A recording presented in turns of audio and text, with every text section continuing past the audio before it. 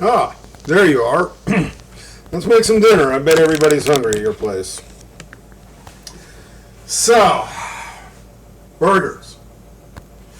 Why am I doing a show about burgers? I mean, everybody knows how to cook a hamburger. Take some hamburger, wad it up, throw it on a grill or a pan or whatever. Yeah, not so much. I thought that, and then the other day I was spending 2 hours making a burger, and I realized, hey, there might be some finer points to this. So let's try not to bore you to death, but this is burgers. So, step number one for a good hamburger. Step number one for life, actually. Smile and be polite. Yeah, when you go to the grocery store, talk to your butcher. Smile at him, be polite. Keep in mind he cuts up dead animals for a living, so he might be a little different, but you be nice to that guy. And you'll be impressed with what he tells you and what you learn. Now, here in the kitchen, we wash everything. Can't wash hamburger. So you better know that butcher guy. So, that's one good piece of advice, period. So what makes our burgers unique? Well, first, I buy the pre-made hamburger patties from a guy I know because I want some pressure. And you know, it's not chopped ham, it's chopped steak. So I take them, salt and pepper, and put them on a grill to dry in the fridge. Yeah, you see, I got a problem in this house. Mrs. Chef likes raw meat. Not rare, raw. She likes her steaks blue. She likes her hamburgers oddly. Basically, to make a good burger from Mrs. Chef, it needs to have a crust of cooked meat and basically a filling of pasteurized hamburger. The only way you're going to do that is if you pre-crust them. So salt and pepper. Then you need a very hot pan with a very flat bottom. No barbecue, you know. You need something like my everyday pan. Flat bottom, oil, and a lot of heat. Put them in there for about 3 minutes for Mrs. Chef, and she'll be fine. And what's more, they'll hold together. So, what else do I do for burgers? Onions. Okay. Good news, everybody likes raw onions. Bad news, people don't like them as raw as you think they do. So, what do?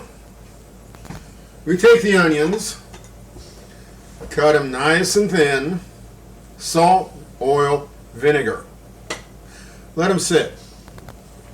Yeah, we pickle our onions here. Okay, bread. Nothing's worse than a Wonder hamburger bun. I'm sorry. So we got these sourdough hoagie rolls. You know, it's basically sourdough French bread. I'm sorry. And these are perfect. They have a lot of body. They'll hold up. So what else? Lettuce. You know, in this house we use romaine. So wash it. Get it nice and fluffy with water. Leave it on a paper towel for a while. Tomato. Slice thin with a nice sharp knife. Salt and pepper. Let it sit. Okay, wait a minute. So I pickled my onions. I flavored my tomatoes. I've got salt and pepper on my burgers sitting overnight. I got sourdough hoagie rolls. And of course, I love potatoes. So I got matchstick potatoes in the magic oven thingy. Hey, I got news for you. It's chicken stock time. Hooray! So, matchstick cut of Yukon Golds, just a couple, on some parchment paper, salt and olive oil, in the magic big box store tabletop oven, countertop oven. Yeah, and that's cooking. It takes about 40 minutes. So, lettuce, tomato, onion, French fries, a bun, the burgers. What else have we got? Okay, if you like Thousand Island, for your French fries, add something to it. Magi seasoning. It's a cousin to soy sauce. Taste it, see if you like it. And it makes Thousand Island seasoning, in my opinion, that's so much better. So that's it. Burgers. Takes me forever to make a good burger. And it's the finer points. You know, technique creates flavor.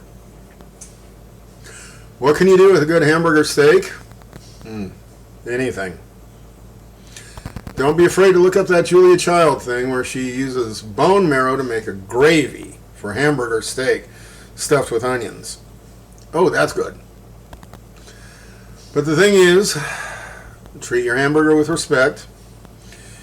Be able to give it a good crust, cook it to your liking. So that's it. I am the Awful Chef. This is social media. Please subscribe. Be good social citizens. Thank you and goodbye.